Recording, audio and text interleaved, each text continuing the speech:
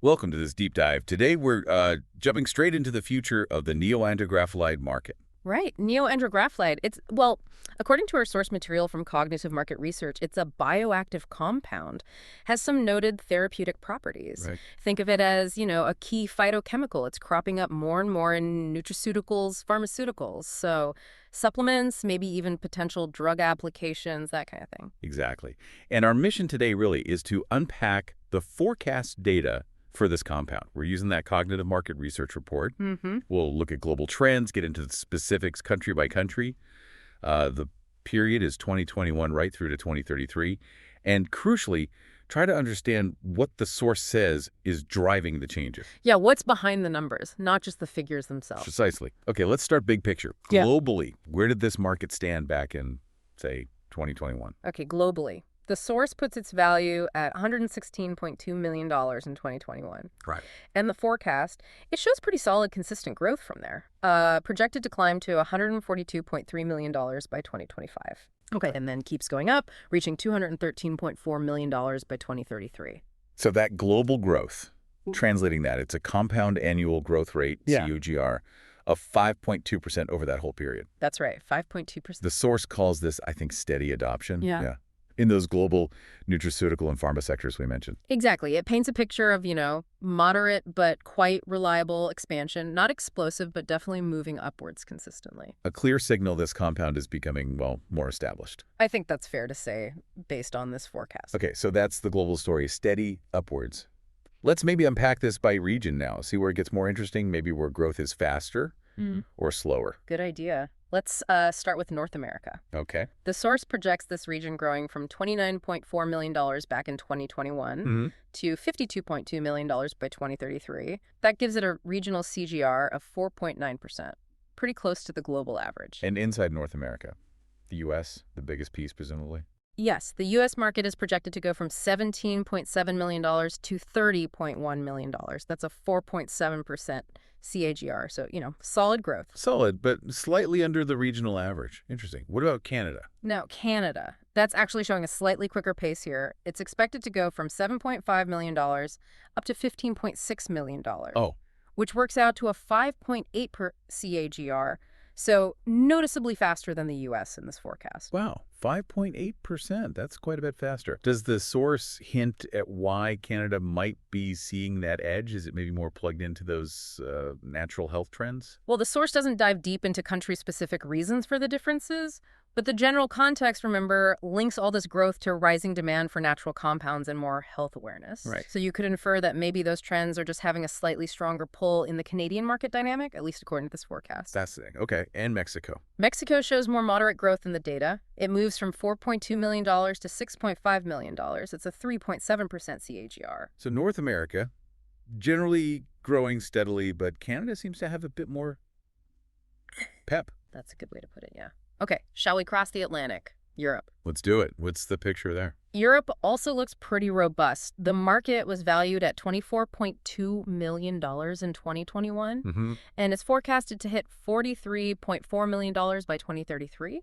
The regional CGR there is 5.1%, so right around that global average again. Okay, 5.1%. And any standouts within Europe? Definitely. The UK market, for instance, it's expected to nearly double. Really? Double? Yeah, from $3.7 million up to $7.3 million. That's a strong 5.9% CAGR. Wow. Okay, UK leading the charge there. What about, say, Germany? Germany's also seeing healthy growth, projected to reach $9.3 million by 2033 with a 5.4% CAGR. And France? France is a bit slower than the regional average here, expanding from $3.6 million to $6.1 million, which is about 4.6% CGR. Okay. The source also mentions Italy, Russia, Spain. Are they just sort of steady growers? Yeah, the report notes them as maintaining stable growth trajectories. Spain, for example, is expected to reach $3.8 million by 2033. Got it. And even smaller markets. I think Luxembourg was mentioned. Right, Luxembourg. Starts small, $0.5 million, but projected for solid expansion too. Expected to hit $21.9 million, showing a 5.4% CAGR. So same pace as Germany, interestingly. Huh. And the rest of Europe as a whole? Also shows consistent momentum, moving from $3.1 million in 2021 to $5.9 million by 2033. So yeah, Europe shows widespread positive movement overall. Okay, interesting. Let's keep moving east.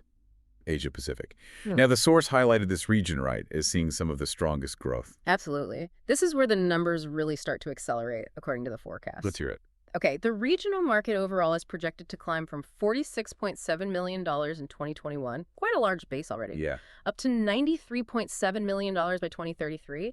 That reflects a really robust 5.8% CAGR for the whole region, higher than North America, higher than Europe. 5.8%. Okay, who's driving that? China. China's definitely a major driver, yes.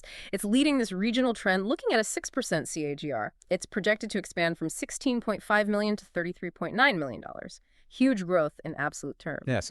But, and this is quite striking, India follows very closely, actually showing the fastest individual country growth rate in the whole analysis. Get out. Faster than China. Faster than China, a truly impressive 6.5% CAGR forecast for India. Its market is expected to push from $8.5 million to $18.5 million by 2033. Wow, 6.5% for India. That is rapid expansion. How does this source explain that kind of pace? Is it just those global drivers on overdrive there? Well, connecting back to the source's main points, it suggests that those key drivers, the demand for natural compounds, the rising health consciousness, they're perhaps converging and accelerating fastest in these large developing economies like India and China. Right. It points to, a really strong and growing appetite for natural health solutions there. That makes a lot of sense. Linking the big trends to the regional hotspots. What about other places in APAC? Japan, Korea, Australia? The source mentions them all reflecting steady growth, too. Each is expected to nearly double its market size by 2033. So strong growth across the board, really. And Southeast Asia. Was that called out specifically? Yeah. Yes, Southeast Asia is highlighted as especially promising, climbing from $2.7 million to $5.6 million. This audio was created with podcastle.ai. Promising, climbing from $2.7 million to $5.6 million with a very strong 6.1% CAGR. Okay. So, yeah, Asia Pacific is definitely the high growth engine for Neoandrographolide in this data set, no question. Right. Okay, turning now to South America. What's the vibe there? Still positive growth? Yeah, the general trend there is definitely positive growth trajectories across the main countries. Maybe not quite as rapid as APAC, but still moving up. Who's leading the way? Brazil. Brazil takes the lead, yeah. No. The forecast shows growth from $4.1 million in 2021 to $7.1 million by 2033. That's a 4.8% CAGR. Okay, respectable. And others like Argentina, Colombia? They follow suit. The trajectories mentioned lead to market sizes of about $4.4 million for Argentina and $2.8 million for Colombia by 2033. Mm-hmm. And even smaller markets, Peru and Chile, also show positive trends. Chile's market, for example, is expected to hit the $1 million mark by 2033. So solid across South America, but maybe less explosive than Asia. Exactly. A good summary. All right, last stop. The Middle East and Africa. What did the source indicate here? I seem to recall it being a bit different. Yes, the growth here is described as more subdued compared to the other regions, definitely. How subdued? Give us some numbers. Well, look at Egypt.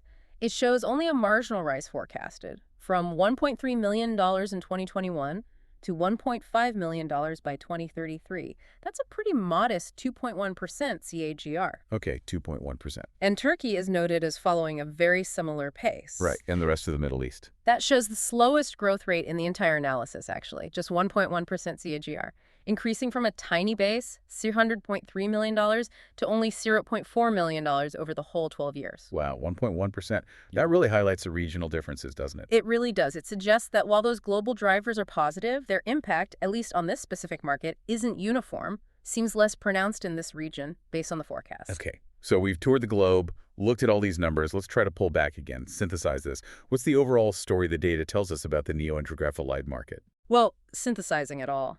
The picture from the Cognitive Market Research forecast is, I'd say, a clear path of moderate but pretty reliable expansion globally for Neoandrographolide. Moderate but reliable. Yeah. And we definitely saw the regional leaders, Asia Pacific clearly driving the fastest growth rate, Leading the pack. followed by Europe and North America, showing solid growth too. South America positive, but maybe a step behind them. And then the Middle East and Africa growing much more slowly. That sums up the geography of it nicely. And now this is where, as you said, it gets really interesting connecting it back to the why. The drivers. Exactly. The source attributes this growth fundamentally to two big trends. One, this rising demand for natural compounds in therapeutic applications. Okay. And two, just a general global increase in health consciousness among consumers. People are paying more attention to their health. Okay, let's unpack that connection a bit more. Neoandrographolide, it's a phytochemical, right? A natural compound. How does that specific nature position it to benefit from this rising demand for natural stuff? Well, given its use in nutraceuticals and its exploration in pharmaceuticals, the source seems to see it fitting perfectly into that consumer desire for things perceived as natural or plant-derived. Right, the plant-based appeal. Exactly. As people increasingly look for alternatives or supplements based on natural sources, compounds like this one become more attractive for, product development, for research. So it's not just any compound. Its natural identity is key to riding this wave. And the second driver, increased health consciousness. How does that translate specifically into growth for this particular market? Well, health consciousness is broad, isn't it? It covers everything from preventative health, wanting to stay well, to seeking treatments maybe perceived as having fewer side effects. Sure. So for neoandrographolide, this probably means more interest in supplements or maybe OTC products containing it, or perhaps even more formal research into its potential as people become more proactive about health. And more open to different options. Exactly. More open to a wider range of therapeutic options, including those, like this one, derived from nature. The market growth we're seeing in the forecast reflects that bigger shift in focus, both from consumers and the industry itself. It really sounds like the data paints a clear picture. This compound is kind of surfing on these larger global health and wellness trends. That's a great way to put it. The numbers we've discussed really seem to be the outcome of those fundamental shifts identified by the source. Okay, so to wrap up our deep dive then, based on this cognitive market research forecast, the neoandrographolide market, clearly on a growth path through 2033. Yep. Clear upward trajectory. And while the pace varies a lot by region, Asia-Pacific really leading the charge, the overall direction is positive, and it seems powered fundamentally by that global move towards natural therapeutic options and just more health awareness worldwide. It gives us a detailed map, doesn't it? Where this specific market is likely headed over the next decade or so, and crucially, why, according to this research. It really does. And looking at that picture, especially those drivers, it leaves you thinking, doesn't it? How might this growing global health consciousness, this focus on natural solutions, how might that shape future demand and research? Not just for neoandrographolide, but maybe for other natural compounds, too. That's a great question. And thinking even bigger, what other ripple effects might we see from this fundamental shift? Across the whole pharmaceutical industry, across nutraceuticals. Where else will this trend make waves? Definitely some fascinating questions to mull over as these trends keep evolving. Welcome to this deep dive. Today we're getting into something pretty interesting. Neoandrographolide. Now, this is a compound, right, from a plant, Andrographis paniculata, used for ages in traditional medicine. That's right. A long history there. But now modern science is taking a real look. So our goal today is to, understand what's driving the market, what's holding it back, the trends, basically get the picture from the source material we have, especially that cognitive market research report. Good plan. It really is this bridge between that older knowledge and modern biopharma. Exactly. So let's start big picture. Neoandrographolide. What exactly is it chemically, for those maybe less familiar? Okay, so it's a specific compound, a terpenoid from that plant, Andrographis paniculata. Terpenoid meaning? Think of it as a type of complex natural molecule. Plants make lots of them, and often these are the bits with the biological effects. And the sources, they really stress that neoandrographolide seems packed with activity. And when you say activity, the research suggests it's not just for one specific thing. Oh, far from it. It's actually quite striking. The material lists a whole range of potential pharmacological actions. Like what? Well, potential antiviral uses, so fighting infections, then anti-diabetic properties, possibly helping with blood sugar. Okay. It's also described as an immunosuppressant. That means it might dial down the immune system's activity sometimes. Right. And even anti-neoplastic properties are mentioned. That relates to potentially working against tumors or cancer cells. Wow, okay. That's a broad scope. Antiviral, diabetes, immune system, maybe even cancer. So This sheer range of potential applications must be a massive driver for the market. Oh, absolutely. That's driver number one, really. Yeah. Especially, the potential for chronic conditions and viral stuff. These are huge global health issues. So if one compound shows promise across several, It gets noticed. Big time. exactly, its profile just shoots up. What else are the sources pointing to as really pushing this forward? The second big factor is, well, us, consumers. There's this really significant growing demand all over the world for treatments that are, natural or herbal. Right, that whole wellness trend, plant-based options. Precisely. And it's not niche anymore. It's mainstream. So pharmaceutical companies, nutraceutical companies, they're paying attention. They have to. And Neoandrographolide fits right into that Heck, because, it's got both things they want. Yeah. It comes from a natural plant source, which consumers like. And there's research showing it's actually bioactive. It does stuff. ticks both boxes. Got it. So, therapeutic potential, consumer demand. What about the technology side? Is that helping make this compound more, well, usable? Definitely. That's the third key driver. There have been really big steps forward in the extraction and purification methods. How so? Well, for ages, working with plant stuff often meant you got to mix, variable purity. But now, the tech lets scientists isolate Neoandrographolide at purity levels over 99%. Over 99%. Okay, that sounds impressive technically, but why is that such a game changer for the market? It changes pretty much. This audio was created with podcastle.ai. Impressive technically, but why is that such a game changer for the market? It changes pretty much everything. Because super high purity means, first, it's likely safer, less other stuff in there, and second, crucially, it means therapeutic reliability. Reliability, meaning you know what you're getting each time. Exactly. If the dose is consistent and pure, it's not just a variable herbal extract anymore. It becomes something you can actually test rigorously, standardize, and potentially use in regulated medicines, not just supplements. Ah, okay. So it opens the door to the more serious pharmaceutical end of the market. Precisely. Whole new ball game, potentially. Okay, so strong potential. People want natural stuff, and we have the tech to purify it. Sounds great. But the sources warn it's not all smooth sailing. So what are the main roadblocks, the restraints? Right. Yeah, there are definitely some big hurdles. One of the main ones is, perhaps surprisingly, just awareness. Not enough people know about Neoandrographolide. Really? Even with all that potential we just talked about, who doesn't know? Well, it's kind of broad. The general public, sure, but also segments of the medical community, too. Why is that? Seems counterintuitive. It's partly geographical, maybe cultural. Wow. In places where traditional medicine using the plant isn't common knowledge, there's just less background, less context for this specific compound.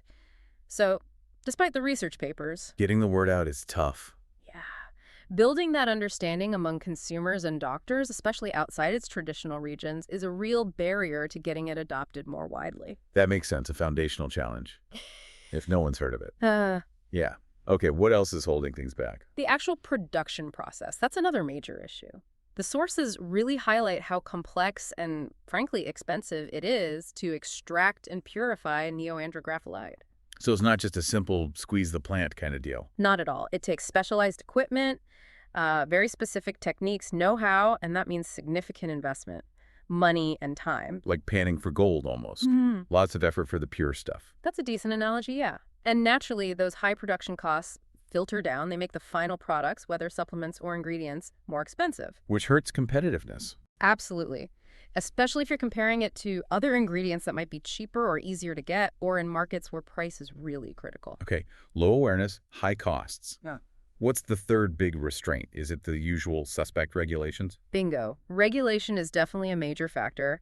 As Neoandrographolide tries to move beyond supplements into more regulated pharmaceutical applications, it hits a wall of scrutiny. Just like any potential new drug would. Exactly. You have to prove safety, prove it works, prove the quality of how it's made. And the standards are tough and always evolving globally. That means more costs, more compliance headaches, and potentially long delays getting anything approved and actually onto the market. Right. So summing up the challenges, Yeah. people don't know about it, it's expensive to make, and the regulatory hurdles are high. Okay, let's shift gears. Looking forward. What trends are the sources seeing that might shape the future here? Well, there are some positive signs. One promising trend is definitely more collaboration. Collaboration, like who working together? We're seeing more strategic partnerships, companies teaming up with, say, universities or research institutions.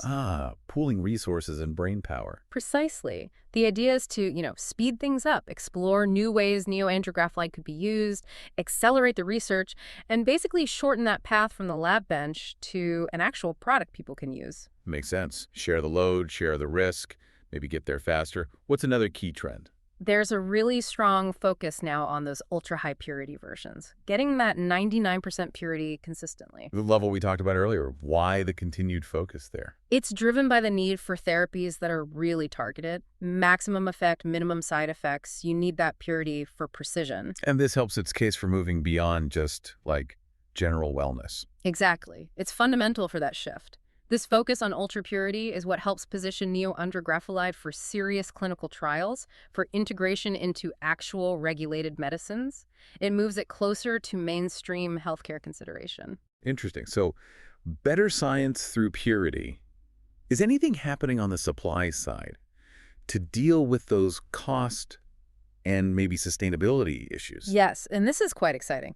A major trend is the hunt for alternative ways to get neoandrographolide. Alternatives, Yeah. not from the original plant. Could be other related plants, yes. The sources mention looking at species like Andrographis alata, for instance, see if they contain it too. Okay. But even more cutting edge is the research into biosynthetic pathways. Biosynthetic, meaning making it in a lab. Essentially, yes. Or using microorganisms, maybe in bioreactors like fermentation, trying to produce the compound without needing huge fields of the plant itself. Wow. Okay. So potentially brewing it almost instead of farming it. That's the long-term vision, yeah, if they can crack that. That could change everything regarding cost and supply, couldn't it? It really could. It would massively reduce the reliance on agriculture, cut the environmental impact, potentially make it much more affordable and accessible globally.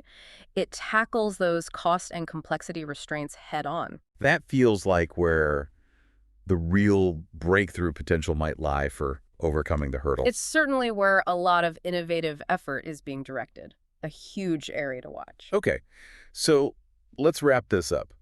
We've kind of journeyed from this compound's ancient history in Andrographis paniculata right up to the edge of modern biotech innovation based on what the research, like that cognitive market research report, is showing. Right. It's a fascinating picture, isn't it? You've got this powerful therapeutic potential meeting strong consumer interest in natural products, all boosted by better technology. Yeah, but it's bumping up against some very real challenges.